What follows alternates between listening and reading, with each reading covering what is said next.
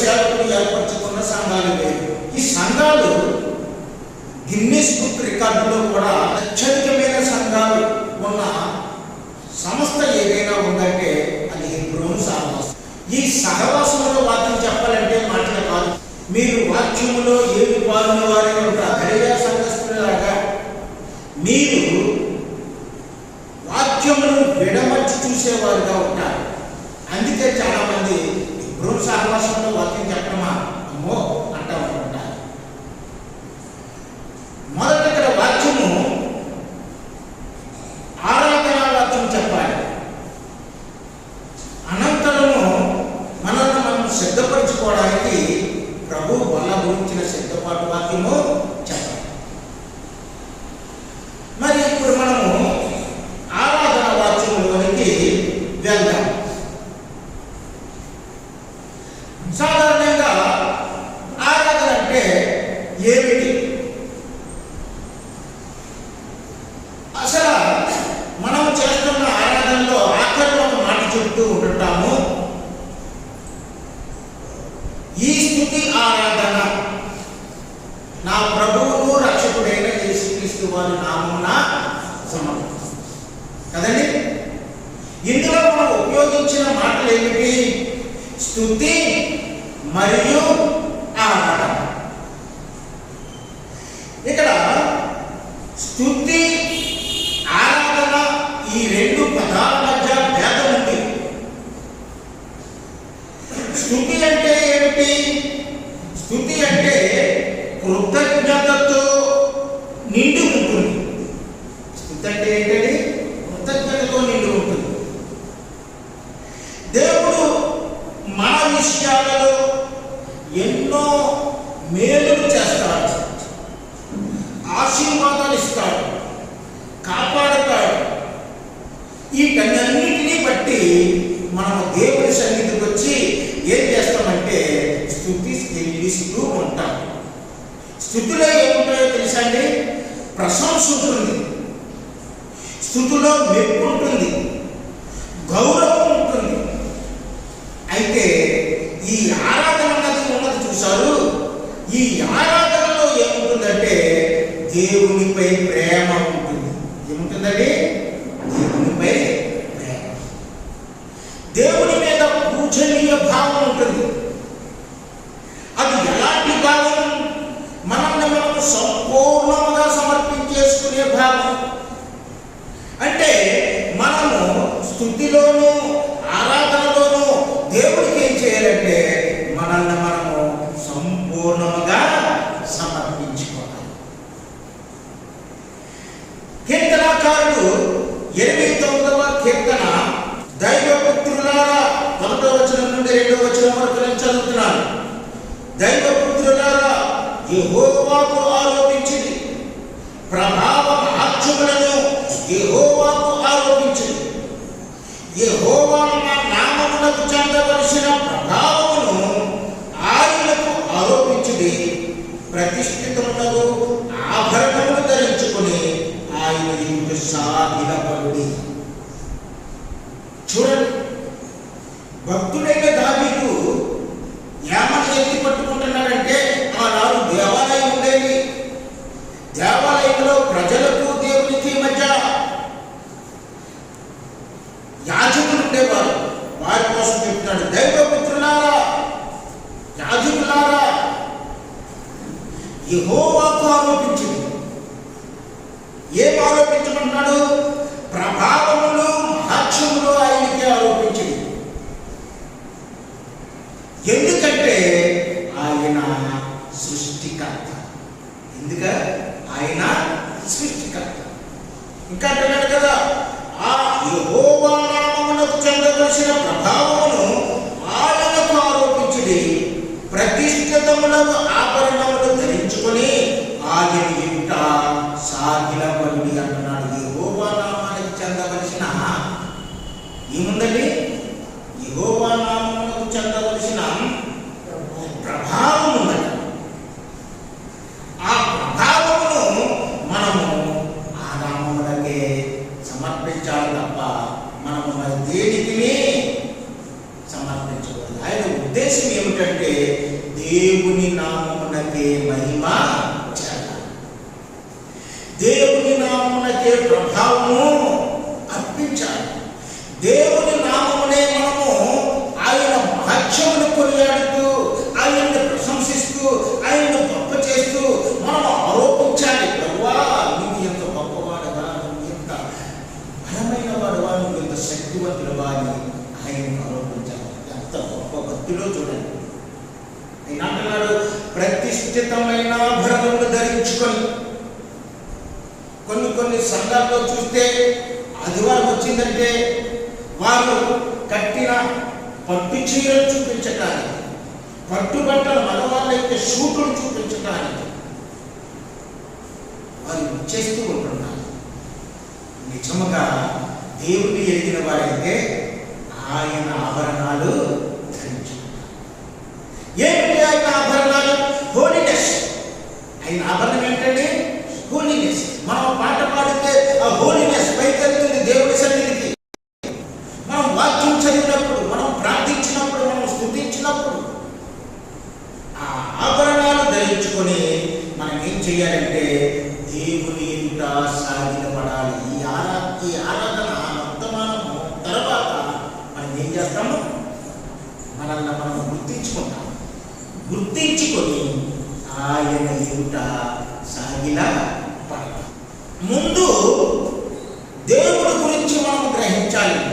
దేవుడి గురించి గ్రహించాలంటే మన అంతరంగంలో నుండే ప్రారంభం అవ్వాలి, మన హృదయంలో నుండే ప్రారంభం అవ్వాలి. మన పితరుడైన అబ్రహాము గారు ఉన్నారు. దేవుడు ఆయనకు ఒక పరీక్ష పెట్టాడు. అదంతా మీకు సేవకులు చెప్పారు.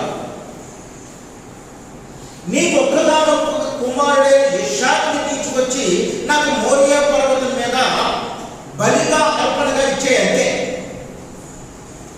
దేవుడు ఇస్సాకుని కోరుకోలేదు. దేవుడు ఏం చేయాలనుకున్నాడంటే, అబ్రహాము అనే ఈ విశ్వాసి నా మాట కొరకు ఎంతవరకు నిలబడతాడు, నా మాటను ఎంతవరకు వింటాడు, పాటిస్తాడు.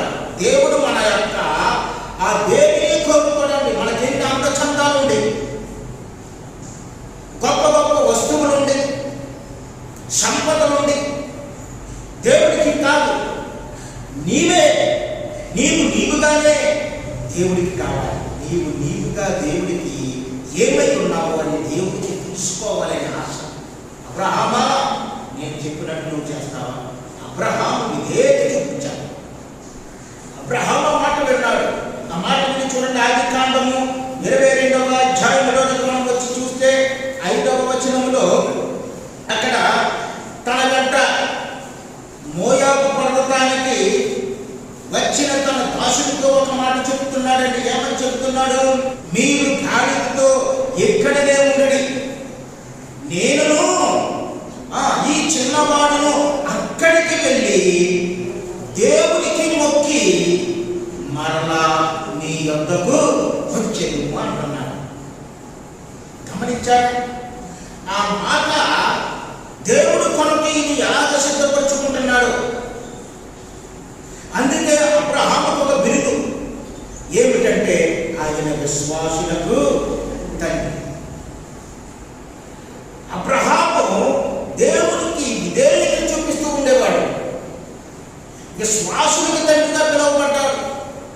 ఈ పిలువబడిన అబ్రహాము అక్కడికి వచ్చి పనివారులారా నాకు పిలుపునిచ్చాడు, ఆ పని నెరవేర్చడానికి నేను ఆయన వెళ్ళమన్న దిక్కుకి, వెళ్ళమన్న చోటికి, వెళ్ళమన్న ఎత్తుకి వెళ్తున్నాను. మీరు గాడిదతో ఇక్కడనే ఉండండి, గాడిదతో ఇక్కడనే ఉండండి. నేను ఈ చిన్నవాడు అక్కడికి వెళ్ళి దేవుడు చేయమన్న పని చేసి మరలా మేము తిరిగి వస్తాం. అంటే అబ్రహాములో ఎంత గొప్ప విశ్వాసము! ఆయన దేవుడు చెప్పిన ఒక మాటను గమనించేసుకున్నాడు, మనసులో పెట్టేసుకున్నాడు. ఏమిటంటే, నేను ఈ సంతానాన్ని ఆకాశ నక్షత్రముల వలె, భూమి యందు ఉన్న ఇశ్రాయేలుల వలె చేస్తానన్నా. మరి ఇప్పుడు ఇస్సాకును అక్కడ బలిగా ఇచ్చేయమంటే దేవుడు ఆకాశ నక్షత్రాలను ఎలా చేస్తాడు? ఇతను చెయ్యదు. ఏదో కొంత మర్మం అదంతా నాకు అనవసరం, దేవుడు చేయమన్నాడు, నేను వెళ్తున్నాను అంతే. మనం అయితే వెళ్తామండి, వచ్చినా వెళ్ళం. ఇక్కడ చూస్తే ఈ ఆరాధనలో అబ్రహాము చేసిన ఈ ఆరాధన, ఈ మొక్కుకుని మేము వస్తామన్నాడు చూశాడు, మొక్కికి మరలా తిరిగి వస్తాం. ఇందులో రెండు విషయాలు మనకు స్పష్టమవుతూ ఉన్నాయి. ఒకటేమిటంటే దేవుడిని హెచ్చిస్తూ ఉన్నాడు. అంటే మనం దేవుడు ఏదైనా మాట చెప్తే ఆ మాటను ఏ అనుమానము లేకుండా మనము పాటించి ఆయనకి లోబడితే దేవుణ్ణి హెచ్చించినట్టే, దేవుణ్ణి హెచ్చించినట్టే. రెండవది ఏం చేస్తున్నాడంటే తన్ను తాను తగ్గించుకుంటున్నాడు. అబ్రహాము మామూలు వాడండి, అప్పటికే పోయాడు, సంపదను కూడగొట్టుకున్నాడు, దాసదాసులు ఉన్నారు. ఆ రోజుల్లో దాసదాసులే ఆస్తి, గొర్రెల ఒట్టులే ఆస్తి, చాలా ధనవంతుడు. మనమైతే ఏం చేస్తామంటే కొంచెం ధనం సంపాదిస్తే దేవుడిని రెండవ వ్యక్తిగా మార్చేస్తాం, వెనక్కి నెట్టేస్తాం. మనము పెరుగుతున్న కొద్ది దేవుడిని వెనక్కి పెట్టేస్తాం. అయితే అబ్రహాం అలా చేయలేదు. అబ్రహాము ఎదుగుతున్న కొద్ది దేవుణ్ణి హెచ్చించటము మొదలుపెట్టాడు, హెచ్చించటము మొదలుపెట్టాడు. అందుకే ఇక్కడ చూస్తే తనను తాను తగ్గించుకొని ఆరాధన చేయడానికి వెళ్ళాడు, తనను తాను తగ్గించుకొని స్తుతి చెల్లించడానికి వెళ్ళాడు, తనను తాను తగ్గించుకొని మొక్కు తీర్చుకొని మరలా వస్తామని తన దాసులతో చెప్పేలా. మనం ఎందుకు ఇక్కడ కూర్చున్నాము దేవుణ్ణి ఆరాధించడానికి? ఏ కారణాల చేత? చాలా మంది బయట దేవుణ్ణి ఆరాధించుకుంటూ ఉంటుంటారు. వారు ఏ కారణం బట్టి దేవుణ్ణి ఆరాధిస్తున్నారు వారికి తెలియదు. నువ్వు చేస్తున్నావు, నేను చేస్తున్నాను, నువ్వు వెళ్తున్నావు, నేను వెళ్తున్నాను. కానీ ఇక్కడ మనము దేవుణ్ణి ఏ కారణము చేత మనం ఆరాధన చేసుకోవాలి అనే విషయాన్ని మనము మూడు విషయాల్ని మూడు ప్రార్థనా తలంపుల కింద మార్చుకొని మనము ఈ ఆరాధన వర్తమానాన్ని కొనసాగించుకుందాం. ఒకటి చూద్దాము, ప్రకటన గ్రంథములో 1వ అధ్యాయము 6వ వచనం. మనలను ప్రేమించుచు తన రక్తము వలన మన పాపముల నుండి మనల్ని విడిపించిన వానికి మహిమయు ప్రభావమును యుగయుగములు కలుగును గాక. ఆమేన్. ఇక్కడ ఏమున్నాయండి? దేవుణ్ణి ఎందుకు ఆరాధించాలో ఉన్నాయి. మనలను ప్రేమించుచు, మొట్టమొదటి ఏంటట? దేవుని ఎందుకు ఆరాధించాడట? ఆయన నిన్ను ప్రేమించాడు కాబట్టి, ఆయన నిన్ను ప్రేమించాడు కాబట్టి దేవుని నువ్వు ఆరాధించాలి. మనలను ప్రేమించినందున ఈ లోకంలో ఎవరిని ఎవరు ప్రేమిస్తున్నారండి? ప్రేమ అనేది మనము చూస్తే అది నిజమైన, స్వచ్ఛమైన, నిష్కలంకమైన ప్రేమగా ఎవరిదైనా ఉందా అంటే బహు కొద్ది, కొంచెము కూడా లేనంటే మనం చూడొచ్చు. కానీ మనల్ని తన స్వరూపంలో తన పోలిక చొప్పున చేసుకున్న మహాదేవుడు మనము పతనమైపోయి పాపము దాస్యములో ఉన్నందున ఆయన ఏం చేశాడంటే, అరే వీళ్ళు ఎంతకాలం ఈ పాపంలో ఉన్నారు, సాతానికి నేను ఏర్పరిచిన అగ్నిగుండానికి ఎందుకు వెళ్ళిపోవాలి మీరు? ఆయన ఆలోచన చేసి తన కుమారుని మన కొరకు పంపించాడు. అందుకే ఆయన ప్రేమ మన మీద ఉన్నందున మనం ఆయన్ని ఆరాధించాలి. మహానుభక్తుడు అంటున్నాడు కదా సువార్తలో 3వ అధ్యాయం 16వ వచనంలో మనందరికీ తెలిసింది, దేవుడు లోకముని ఎంతో ప్రేమించాడు.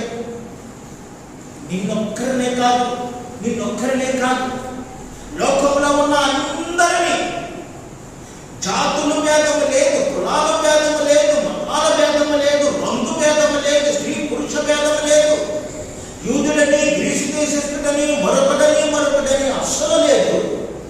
ఆయన అందరినీ ప్రేమించాడు. ప్రేమించి ఏం చేస్తున్నాడంటే ఆహ్వానిస్తున్నాడు. నా కుమారుడు ద్వారా రక్షణ పొందండి, నా కుమారుడు ద్వారా మీరు పోగొట్టుకున్న ఆ కుమారత్వాన్ని తిరిగి పొందండి అని ఆహ్వానిస్తూ ఉన్నాడు. అందుని బట్టి మనము ప్రభువుని ఆరాధించాలి. యోహాను సువార్తలోనే మనకు చూడండి 15వ అధ్యాయం 12వ వచనములో, నేను మిమ్మల్ని ప్రేమించిన ప్రకారము మీరును మీ సహోదరులను, ఆయన చెప్తున్న డైరెక్ట్ స్టేట్మెంట్, నేను మిమ్మల్ని ప్రేమించాను. ఎంతగా ప్రేమించావు యేసు ప్రభువా అన్నంటే, నీ కొరకు ప్రాణం ఇచ్చినంతగా నేను నిన్ను ప్రేమించాను. అందుని బట్టి మనము మొదటిగా ఆరాధన చేయాలి. ఇక రెండవదిగా ఈ వాక్యంలో మనము చూస్తే, మనము అక్కడ చూడండి, అక్కడ తన రక్తము వలన, ఆయన రక్తం ఇచ్చి, యేసు ప్రభు ఏం చేశాడు? ఆయన తన యొక్క పవిత్రమైన పరిశుద్ధమైన రక్తమును చిందించడానికి మన కొరకు వచ్చాడంతే. టూకీగా చెప్తే ఆయన తన రక్తం ఇచ్చి మనల్ని విడిపించాడు. ఆదాము అవ్వలు పాపం చేసినప్పుడు వారు సిగ్గుపడి పొదలలో దాక్కున్నప్పుడు దేవుడు అక్కడ ఒక గొర్రెను వధించి వారికి ఏమిచ్చాడంటే, వారి సిగ్గులు కప్పాడు, వారి నిందను కప్పాడు. అక్కడ బలైపోయిన వారు ఎవరు? గొర్రె. ఆ గొర్రె ఎవరంటే మన రక్షకుడైన యేసుక్రీస్తుకు సాదృశ్యం. మనం ఇంకా చూస్తే, వధింపబడిన గొర్రె పిల్లగా ఆయన మన కొరకు రక్తాన్ని చిందించడానికి వచ్చాడు. ప్రకటన గ్రంథమే 5వ అధ్యాయము 6వ వచనములో, సింహాసనములకును ఆ 4 జీవులకును పెద్దలకును మధ్యను వధింపబడినట్లున్న గొర్రె పిల్ల నిలిచి ఉండుట చూపితిని. వధింపబడినట్లున్న గొర్రె పిల్ల ప్రభువు అక్కడ నిలిచి ఉండుట దర్శన రీతిగా, అలంకార రీతిగా భక్తుడైన యోహాను పద్మాసు దీపంలో చూస్తూ ఆ దర్శనాన్ని పొందుతున్నాడు. బాప్తిస్మం ఇచ్చే యోహాను అంటాడు కదా, యేసు ప్రభు అలాగా తీరం మీద వెళ్ళిపోతూ ఉంటే తన శిష్యులను చూసి అంటున్నాడు, ఇదిగో లోక పాపములను మోసుకుని పోవు దేవుని గొర్రె. ఆయన మన కొరకు వధించబడడానికి, మన కొరకు మూల్యం చెల్లించడానికి, మనల్ని విడిపించడానికి పరలోకాన్ని విడిచిపెట్టిన దేవుడిగా నరవతారిగా పుట్టి మన కొరకు తన యొక్క ప్రాణమునిచ్చాడు. ప్రాణం ఇచ్చడమే కాకుండా ఆయన రక్తమును చెల్లించి, రక్తమును క్రయముగా చెల్లించి మనల్ని విడిపించాడు, మనల్ని కన్నాడు. అందుకే మొదటి యోహాను పత్రిక 1వ అధ్యాయం 7వ వచనం, అయితే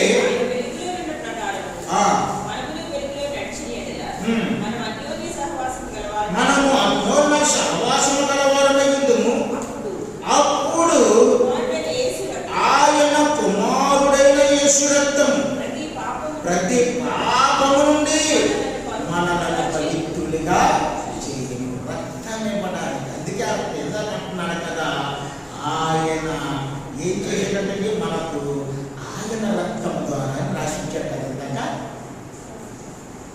ప్రతి పాపము నుండి నువ్వు విడుదల పొందాలంటే నీకు మరో మార్గం లేదు, యేసు రక్తం దగ్గరికి రావటం.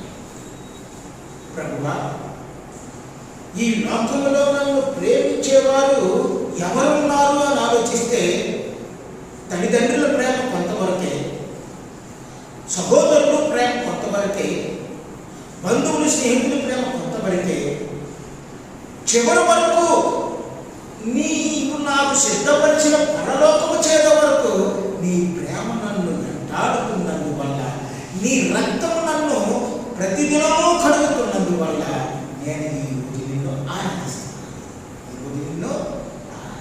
రెండవది ఏంటంటే, ఆయన రక్తం ఇచ్చినందువల్ల మనము మన ప్రభువైన యేసుకి ఏం చేయాలి? స్తుతి ఆరాధన చేయాలి.